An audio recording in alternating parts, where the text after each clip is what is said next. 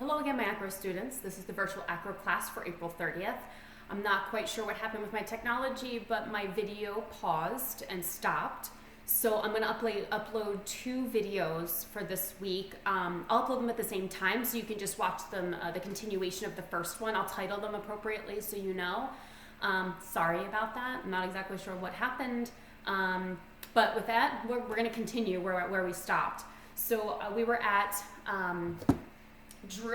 number 8 of our workout for this week, and it's the drill of the week. So, and my apologies, I usually turn those lights off behind me. My kids came down and put them on because they can't see in the back room without them.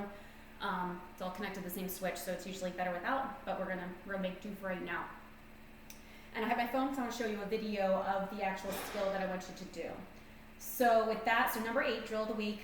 Again, I mentioned at the end of the previous video that the goal, I'm going to give you a complex version that I want you to do, and I'll explain that first. And if that's too difficult from a skill level perspective for you, I'm going to give you something else to do to help you work your way up to that.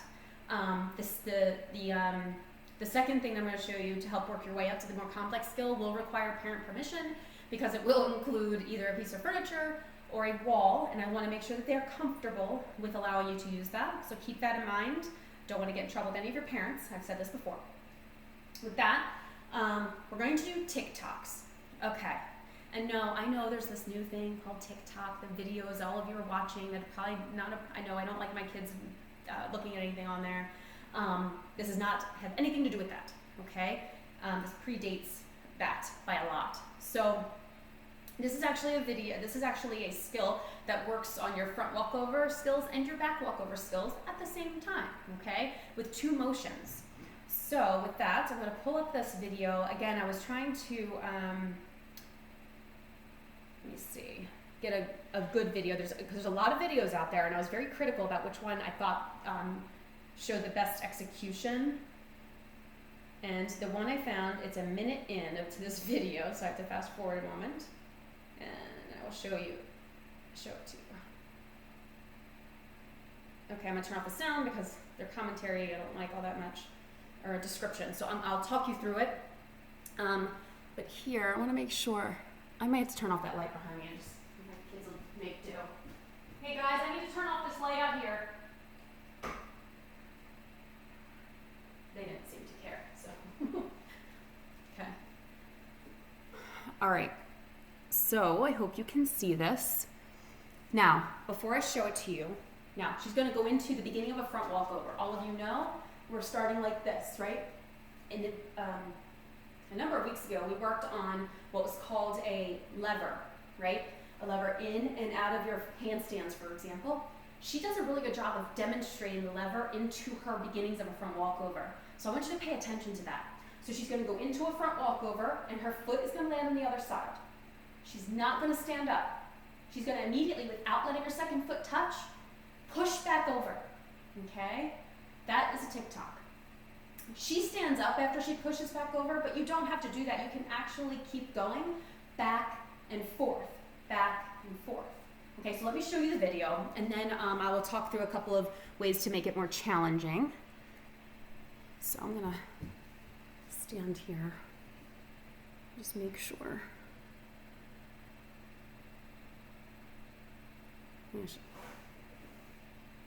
Okay, so watch her lever in, straight line from her toe to her hands on the way in, tick, tock. Okay, that's as simple as it is. Let me just rewind it for one quick second so you can see it again. Okay, she levers in very well, and then tick and tock. Okay, now what I wanted to maybe break down a little bit for you is that's a challenging motion. It really is.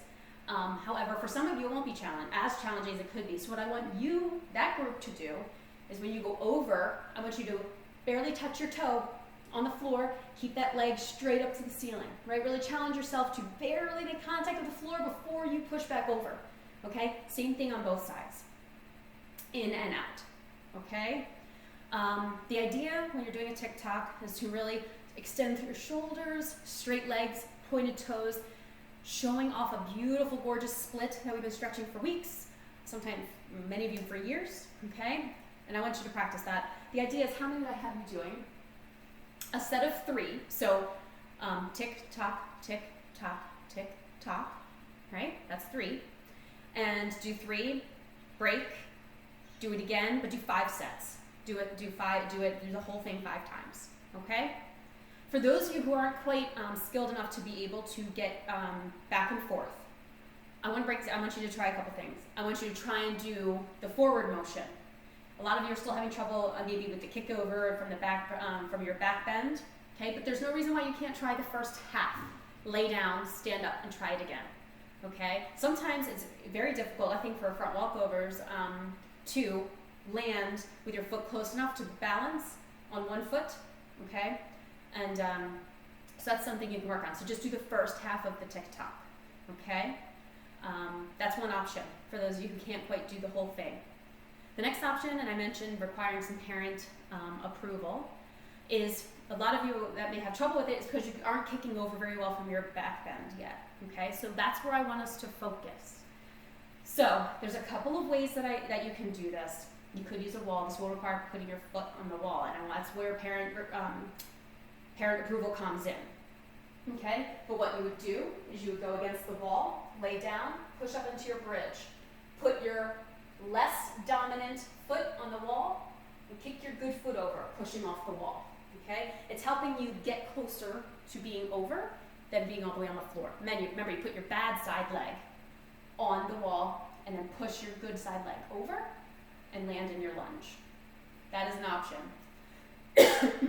Another option is one that you've probably already done at some level, and that is laying on your bed, parent approved, okay?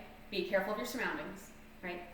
Lay on your bed, hang your head and your shoulders off till your hands touch the floor, push up into a bridge with your feet on the bed, and kick over from there. It's just like doing it on the wedge. Many of you have done it on the wedge, same thing, but using an elevated surface like a bed. I say a bed because a bed is cushiony, right? So if you fall back down on it, it's not gonna hurt, okay? The wall option, if you don't make it all the way over and you fall back down, you are gonna run back into the wall. So that's why I prefer the bed option or a sofa.